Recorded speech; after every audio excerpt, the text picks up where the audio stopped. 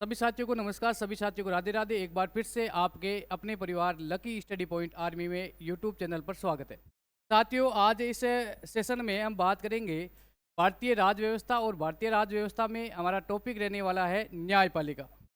बच्चों, ध्यान रखना, सबसे महत्वपूर्ण टॉपिक है राज व्यवस्था का। चाहे आप कोई भी एग्जाम दो, जितने भी सेंट्रल लेवल के एग्जाम हैं, चाहे आप स्टेट लेवल की तैयारी कर रहे हो, जितने भी वनडे एग्जाम हैं, उन सभी एग्जामों के लिए ये क्लास अति महत्वपूर्ण है। तो बच्चों, एक एक चीज़ को समझना है और साथ में अच्छे रजिस्टर में नोट्स बनाने हैं। गारंटी के साथ मैं कह रहा हूँ कि यदि न्यायपालिका से कोई प्रश्न पूछा जाएगा तो आपके इस नोट्स से एक प्रश्न भी बाहर नहीं जाने वाला है। तो एक एक चीज़ को समझना है। यहाँ पर कुछ आर्टिकल यानी अनुच्छेद के बारे में भी बात करेंगे और बेसिक चीज़ों के बारे में भी बात करेंगे। बच्चों, न्यायपालिका का अर्थ क्या है ना, यहाँ से प्रश्न तो नहीं पूछा जाएगा, लेकिन बेसिक नॉलेज के लिए आपको पता होना चाहिए कि न्यायपालिका का अर्थ क्या है। इस नाम के अंदर ही छुपा हुआ है। बच्चों, न्यायपालिका का अर्थ क्या है? न्याय करना, न्याय करना। ठीक है बच्चों। अब न्याय किसके साथ में किया जाएगा? किसी के साथ में अत्याचार हो गया, किसी के मौलिक अधिकारों का हनन हो गया, और बच्चों उसके साथ में न्याय कौन करेगी? न्यायपालिका करेगी। बच्चों ध्यान रखना, एक है कमजोर वर्ग, एक है कमजोर वर्ग, और एक है बच्चों मजबूत वर्ग, है ना। एक क्या है? मजबूत वर्ग, मजबूत है वर्ग। बच्चों ध्यान रखना, दोनों वर्गों के बीच में यदि टक्कर की स्थिति हो गई तो मजबूत वर्ग जीतेगा या नहीं जीतेगा। और बच्चों ध्यान रखना, कमजोर वर्ग के साथ में क्या हो जाएगा? अन्याय हो जाएगा। तो बच्चों ऐसी स्थिति में इनके साथ में न्याय कौन करेगी? न्यायपालिका। बच्चों ध्यान रखना, आपको पता है कि हमारे देश में पहले क्या था? राजतंत्र। क्या था? राजतंत्र। और बच्चों ध्यान रखना, अभी हमारे देश में क्या है? लोकतंत्र है। बच्चों ध्यान रखना, हमारे देश में 1947 से पहले बात करें, 1947 से पहले हमारे देश में क्या था? राजतंत्र था। क्या था? राजतंत्र। और बच्चों ध्यान रखना, वर्तमान में हमारे देश में क्या है? लोकतंत्र। क्या है? लोकतंत्र। बच्चों ध्यान रखना, जिस देश के लोकतंत्र को मजबूत करना हो तो उस देश की न्यायपालिका क्या होनी चाहिए? मजबूत होनी चाहिए। क्यों मजबूत होनी चाहिए? क्योंकि बच्चों ध्यान रखना, वहां की उस लोकतंत्र की सरकार क्या ना करे? तानाशाही, है ना, तानाशाही ना करे। बच्चों ध्यान रखना, ठीक है ना। और बच्चों ध्यान रखना, सरकार पर लगाम का काम कौन करती है? न्यायपालिका। बच्चों ध्यान रखना, हमारे देश के संविधान में ये प्रावधान किया गया है कि हमारे देश की कार्यपालिका और न्यायपालिका दोनों ही क्या है? अलग है। ठीक है बच्चों, ध्यान रखना, हमारे देश में कार्यपालिका और न्यायपालिका दोनों ही क्या है? अलग अलग है। न्यायपालिका और बच्चों ध्यान रखना, कार्यपालिका दोनों ही अलग अलग है। ये प्रावधान किया गया है। बच्चों ध्यान रखना, आपसे पूछ ले तो इसमें बच्चों लिख देना, भारत की भारत की न्यायपालिका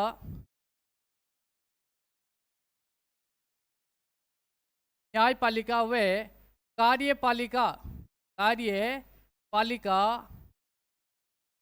कार्यपालिका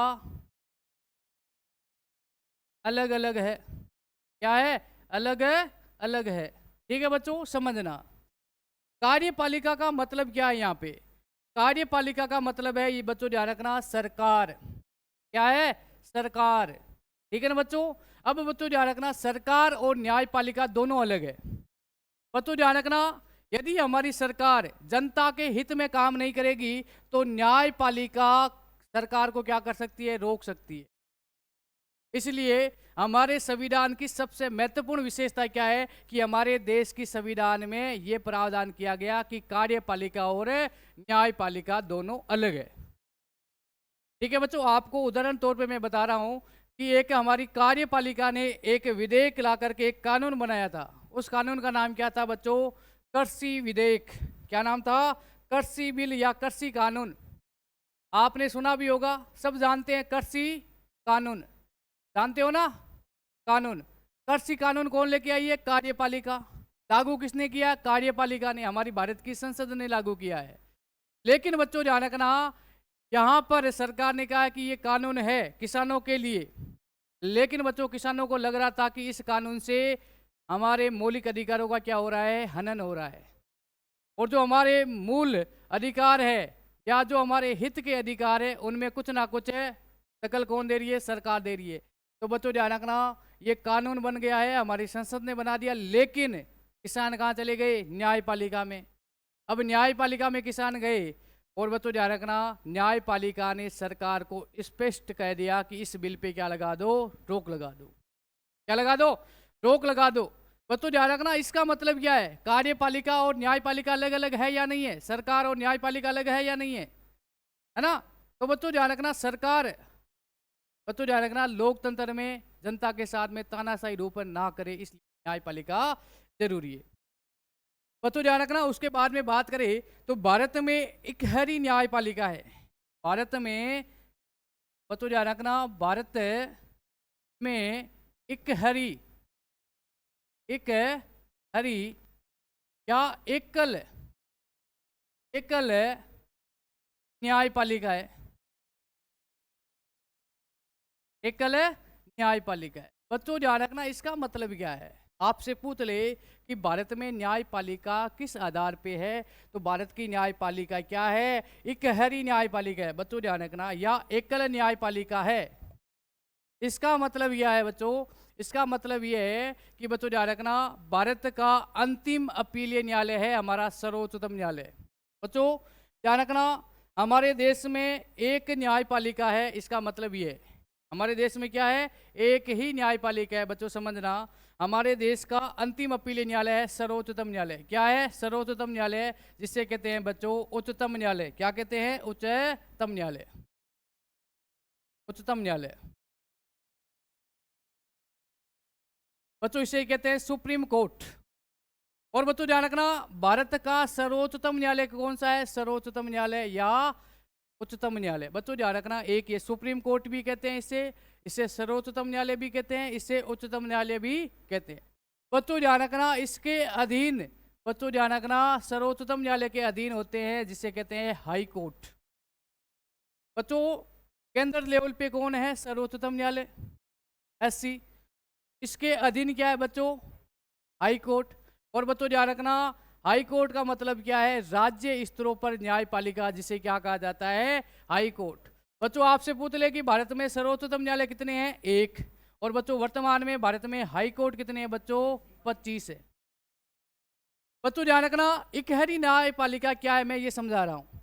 बच्चों ध्यान रखना, हाई कोर्ट, हाई कोर्ट के अधीन बच्चों ध्यान रखना जिला न्यायालय, क्या होंगे, जिला न्यायालय। और बच्चों ध्यान रखना, जिला न्यायालय के अधीन क्या होंगे बच्चों, जिला न्यायालय के अधीन होंगे बच्चों आपके डिस्ट्रिक्ट यानी तहसील न्यायालय।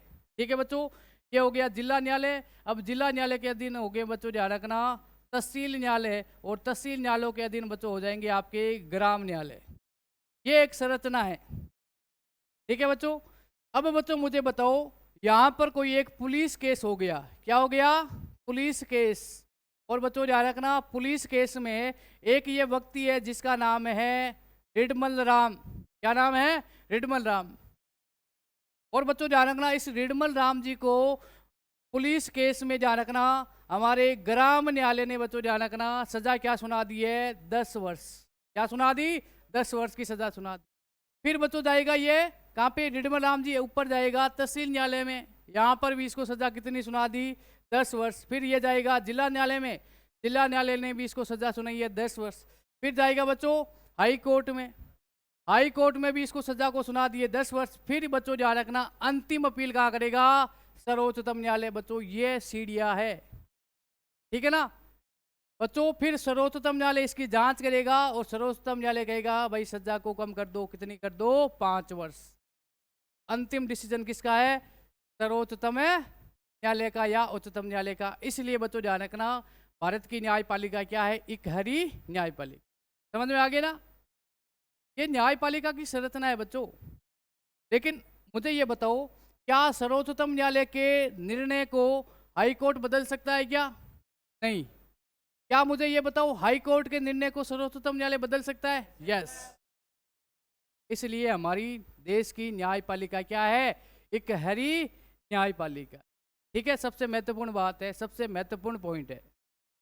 ठीक है बच्चों, लेकिन बच्चों एक अपवाद है, हम राष्ट्रपति में पढ़ चुके हैं। बच्चों ध्यान रखना, अभी हमने बात की है कि भारत में अंतिम अपीलीय न्यायालय कौन सा है? हमारा सर्वोच्चतम न्यायालय है।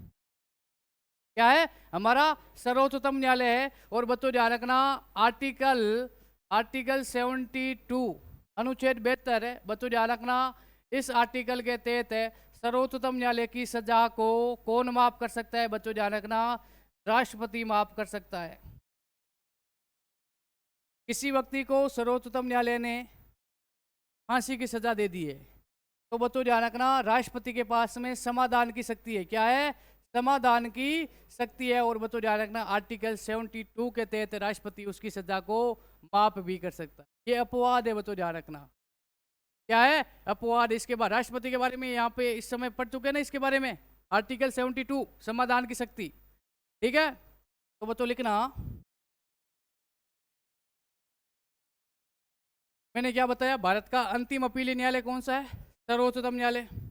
अब बच्चों ध्यान रखना, फिर भी आपके सामने एक ऑप्शन रहता है। ऑप्शन क्या रहता है?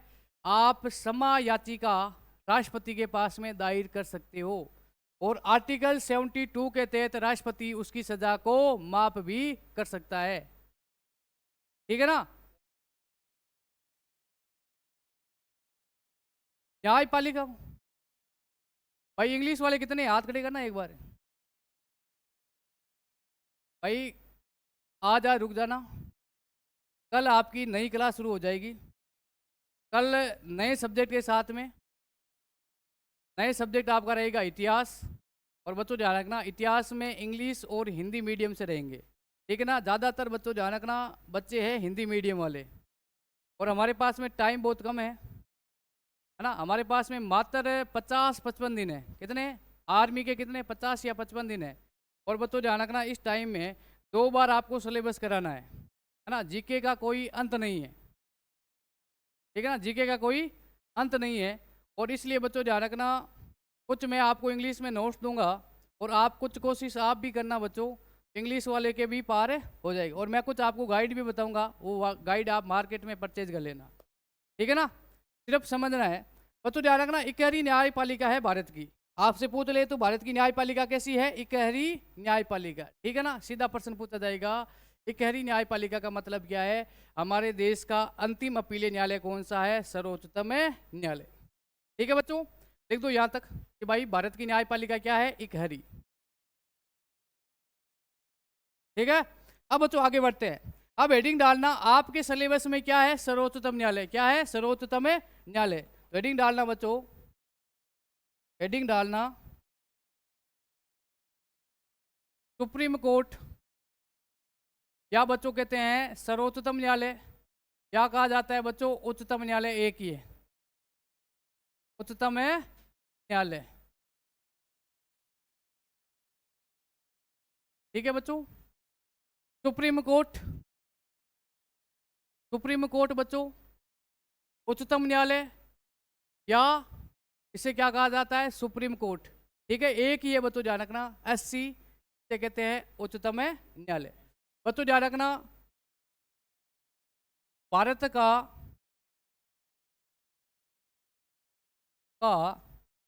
अंतिम अपीलीय न्यायालय। ठीक है बच्चों, भारत का अंतिम अपीलीय न्यायालय। आप अंतिम रिक्वेस्ट काम कर सकते हो बच्चों सर्वोच्चतम न्यायालय यानी सुप्रीम कोर्ट। ठीक है बच्चों, ध्यान रखना, इसमें बच्चों नेक्स्ट लिखना, एक नोट लगा के लिखना, नोट, भारत में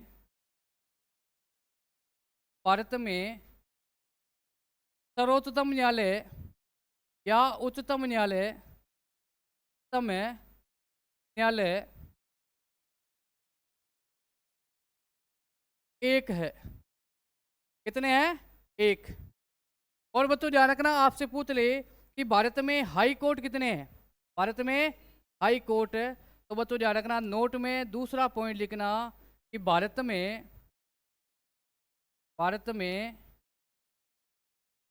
कुल हाई कोर्ट कितने हैं बच्चों? हाई कोर्ट कितने हैं? 25। बच्चों ध्यान रखना, सीधे प्रश्न पूछे जाएंगे, सीधे प्रश्न पूछे जाएंगे, गलत नहीं होने चाहिए। पीछे ओमा लिख ले भाई, हैं। और बच्चों ध्यान रखना, आज इस क्लास में न्यायपालिका समाप्त कर देंगे और कल की क्लास में रेगुलर क्लास लेना। इतिहास की फर्स्ट क्लास होने वाली है, रेगुलर क्लास लेना। इतिहास एक ऐसा सब्जेक्ट है इसका कोई अंत नहीं है बच्चों। लगभग मैं कोशिश करूंगा कि क्लास में ही 80% याद करा दूंगा। और बच्चों ध्यान रखना, मेरे नोट्स पढ़ लेना, इसके अलावा कुछ नहीं पढ़ना है। न तो आलतू फालतू गाइड पढ़नी है और न ही किसी के नोट्स पढ़ने हैं। और विश्वास नहीं है तो पीछे जो प्रीवियस पेपर है उनको देख लेना, हमारे नोट से कितने % आ रहे हैं। ठीक है ना, घबराने की आवश्यकता नहीं है। जीके जीएस का मैं गारंटी के साथ में कह रहा हूँ, बाकी बच्चों से भी चढ़ने नहीं दूंगा। अब सीरियस आप कितने हो, आप पर निर्भर है। 15 क्वेश्चन आएंगे जीके के, 15 में से एवरेज रहेगा लकी डिफेंस एकेडमी का 13 क्वेश्चन हर बच्चे का। ठीक है, बाकी बच्चों ध्यान रखना, साइंस है, मैथ रीजनिंग। और मैथ रीजनिंग में आपको पता है कि प्रैक्टिस सबसे महत्वपूर्ण क्या, प्रैक्टिस। मैथ स्ट्रॉन्ग हो गई तो 5 क्वेश्चन आएंगे रीजनिंग के, आराम से सही कर लोगे। और पिछली बार जिसने नॉर्मल ही मैथ और रीजनिंग पढ़ी है तो उनके बच्चों ध्यान रखना, किसी के 20 में से 20 है, किसी के 18, औसत क्या है 18 रही है। साइंस में बच्चों डीप से पूछा गया पिछली बार, फिर भी मेरिट कापी गई है। और आप अग्निवीर को इतने हल्के में मत लेना कि अग्निवीर है कोई बात नहीं, हो जाएगा, है ना। सिर्फ हमें एग्जाम पास नहीं करना है बच्चों, हमारा नाम आना चाहिए मेरिट लिस्ट में कि भाई ये मेरी मेरिट लिस्ट में मेरा नाम आ गया, फाइनल सिलेक्शन। अब फिजिकल पास और रिटर्न पास तो ये पीछे हमारा ओमा भी है और भी है मेरिट में रह गया।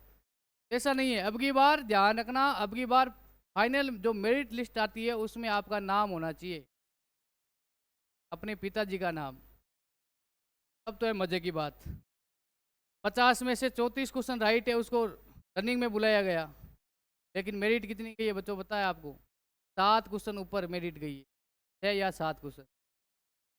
ठीक है ना, लगभग 40+ जिसके कुछ सही हो रहे थे उसको फाइनल बुलाया गया है। ठीक है, 34 क्वेश्चन जिसके राइट थे उसको फिजिकल के लिए बुलाया गया है। ठीक है ना भाई, हमें सिर्फ फिजिकल के लिए रिटर्न पास नहीं करना, फाइनल लिस्ट में आपका नाम आना चाहिए। एग्जाम देने के बाद में दिमाग में ये ना आए कि भाई मेरा फाइनल लिस्ट में नंबर आएगा या नहीं आएगा। बच्चों ध्यान रखना, मेरिट में आने का एक ही आधार है, आपका रिटर्न पेपर। फिजिकल में आप बाजुओं में दम है, शरीर में दम है तो फिजिकल में 100 में से 100 नंबर लेके आ जाओगे, गारंटी के साथ में कह रहा हूँ। फिजिकल में दिमाग की कोई वैल्यू नहीं है, शरीर की ताकत की वैल्यू रहती है। और रिटर्न में बच्चों ध्यान रखना, ये आपका IQ लेवल है, मानसिक विकास आपका कितना है उसका टेस्ट किया जाता है। अभी है ना आर्मी है ना, ये फौज पहले वाली नहीं है भाई, अब शिक्षित फौज है। चाणक्य ने क्या कहा था, चाणक्य ने कहा था कि यदि समय के साथ में बदलाव नहीं करोगे तो आपका पतन हो जाएगा, है ना। आप उदाहरण तौर पे जैन धर्म और बौद्ध धर्म को देख लो, जैन धर्म बौद्ध धर्म से प्राचीन है और अभी जैन धर्म धीरे धीरे पतन की ओर जा रहा है। क्यों जा रहा है, क्योंकि जैन धर्म में आज भी जो प्राचीन रूढ़िवादी परंपरा है आज भी है या नहीं है। पैदल चलना, है ना, वो केस हाथों से काटना, ये परंपरा आज भी है। क्योंकि बच्चों इन्होंने समय के साथ में बदलाव नहीं किया है, लेकिन बौद्ध धर्म ने समय के साथ में बदलाव किया है। आज बौद्ध धर्म का विश्व में सर्वाधिक प्रचार हो रहा है। क्यों, समय के साथ में बदलाव किया जा रहा है भाई।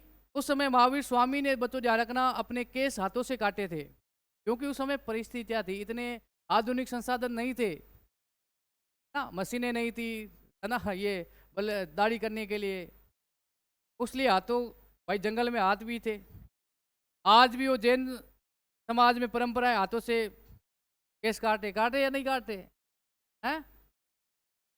तो समय के साथ में बदलाव भी जरूरी है। सेना में भी ये किया गया है। ये अग्निवीर है 4 साल की, इसको आप इजी में ले रहे हो कि भाई ये अग्निवीर योजना है, इसमें 4 साल से वापस निकाल देंगे, नहीं। बंदे में दम होना चाहिए रेगुलर रहने के लिए। और बच्चों ध्यान रखना, कोई व्यक्ति कमजोर है वो सेना में जाकर के क्या करेगा, ये आपका दूसरा टेस्ट है। पहले टेस्ट तो हो जाएगा ये रिटर्न और ये फिजिकल, उसके बाद में दूसरा टेस्ट होगा आपके 4 वर्षों के बाद में। फिर आपको देखा जाएगा कि भाई आगे देश की सेवा में सही है या नहीं है। और बच्चों दूसरी बात, 10% आरक्षण में स्टेट में आते ही नौकरी लग जाओगे। जेब में पैसे होंगे, बेरोजगार नहीं हो रहोगे और बच्चों आते ही नौकरी लग जाओगे गारंटी के साथ। ये सबसे बेस्ट स्कीम है भाई। भारत कई सालों के बाद में ये स्कीम लागू करे है। विकसित देश है ना, विकसित देश तो आप पढ़ते हो ना, देशों में ये अग्निवीर योजना कई वर्षों पहले ही लागू हो चुकी है। लेकिन हमारे देश में क्या है, हमारे देश में एक परंपरा हो गई है विरोध करना। क्या हो गई है? विरोध करना परंपरा हो गई है। आप चाहे कुछ भी काम अच्छा कर लो, विरोध होगा, है ना। पढ़ाई का विरोध हो रहा है तो इसको हल्के में मत लेना भाई। हाई कोर्ट कितने वर्तमान में? 25 है और उच्चतम न्यायालय कितने हैं बच्चों? 1 है। ठीक है बच्चों, अब बच्चों ध्यान रखना, लिखना, नेक्स्ट लिखना, नेक्स्ट पॉइंट बना के लिखना, भारत के सर्वोच्चतम न्यायालय। बार बार मैं भाई नहीं लिखूंगा उच्चतम न्यायालय या सर्वोच्चतम न्यायालय, है ना बच्चों। एससी का मतलब क्या है? सर्वोच्चतम न्यायालय, उच्चतम न्यायालय एक ही है, ठीक है ना। भारत के एससी का उल्लेख संविधान के, बच्चों ध्यान रखना,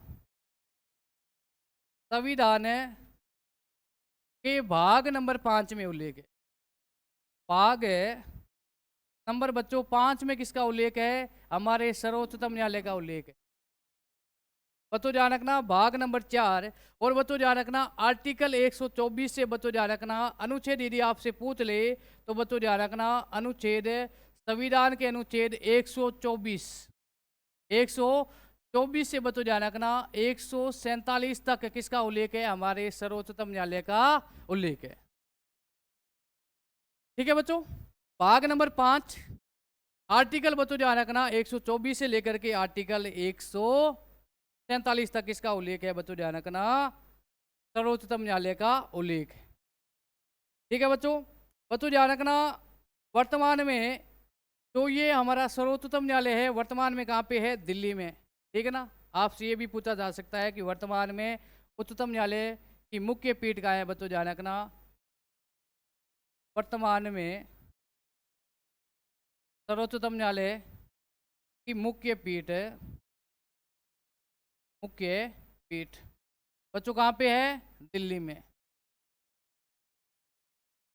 ना भाई। पहले कहाँ पे थी? कोलकाता, अंग्रेजों के साथ में ही बदलाव हो गया।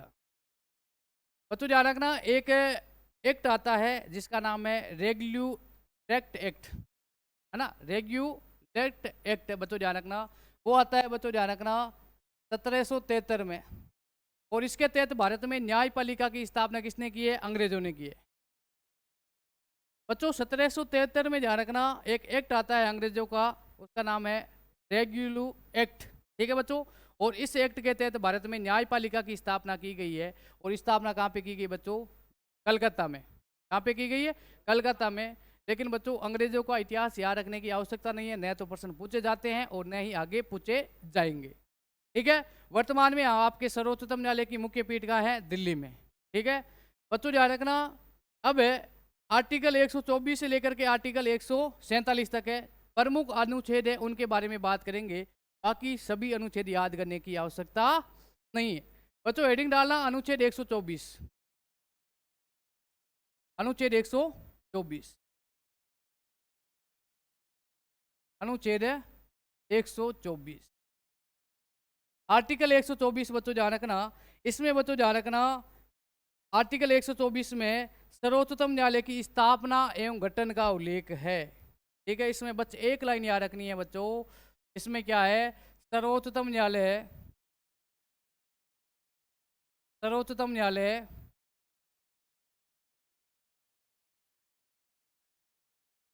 की स्थापना व गठन,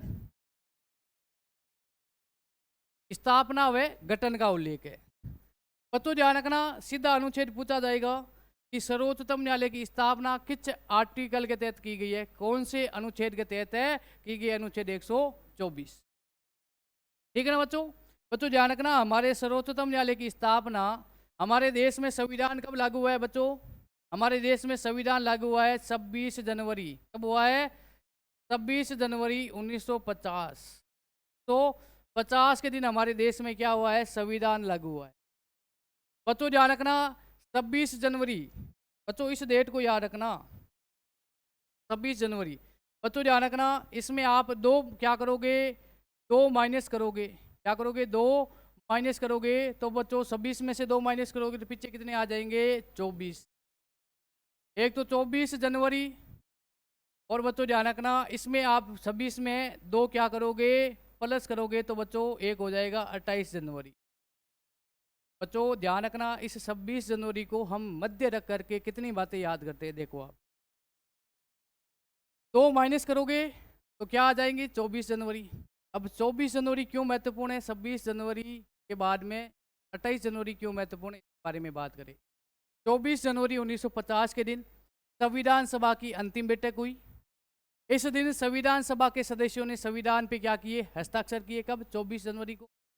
बच्चों ध्यान रखना 24 जनवरी के दिन हमारे देश के प्रथम राष्ट्रपति किसे घोषित किया गया, डॉक्टर राजेंद्र प्रसाद जी को। और बच्चों ध्यान रखना 24 जनवरी 1950 के दिन हमारे देश में राष्ट्रीय गान घोषित किया गया, जन गण मन को। 24 जनवरी 1950 के दिन हमारे देश का राष्ट्रीय गीत वंदे मातरम को राष्ट्रीय गीत घोषित किया गया। पिछली बार ऐसे करके रह गया, अब की बार सेम ही लगना है। भाई किसी को नींद आ रही है ना, एक इलाज बता रहा हूँ, कान के नीचे आने दो ना, कोई भी हो। ठीक है बच्चों, ये है 24 जनवरी। बच्चों उसके बाद में मैं बता रहा हूँ इसमें 28 जनवरी क्या है। 28 जनवरी बच्चों ध्यान रखना, 28 जनवरी के दिन हमारे देश के अंदर सर्वोच्चतम न्यायालय की स्थापना की गई।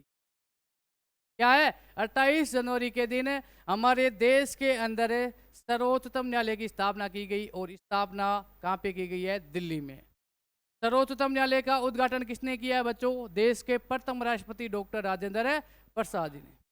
ठीक है बच्चों, मैं आपसे एक प्रश्न पूछ रहा हूं, हमारे देश का राष्ट्रीय ध्वज क्या है, तिरंगा। क्या है, तिरंगा है। और तिरंगे से प्रश्न पूछे जाते हैं। तिरंगा में कितने रंग है, कितनी पट्टियां है, 3 पट्टियां है ना। मैं बता देता हूँ भाई, तिरंगा भी आज साथ में आ गया है ना, 28 जनवरी। और बच्चों इसके साथ में मैं संविधान सभा के बारे में कुछ बताना चाहता हूँ।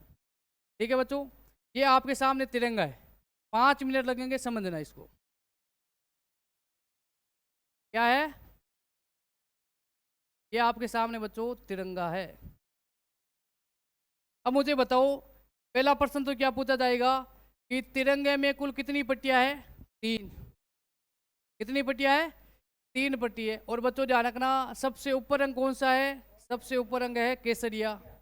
कौन सा है, केसरिया रंग है। ठीक है ना, ये केसरिया है ना, सबसे ऊपर रंग कौन सा है, केसरिया। ये भी प्रश्न पूछा जा सकता है। बच्चों बीच में कौन सा रंग है, हैं? बच्चों बीच में कौन सा है, एकदम वाइट है। हाँ, सफेद। बच्चों नीचे, हाँ, हरा रंग है।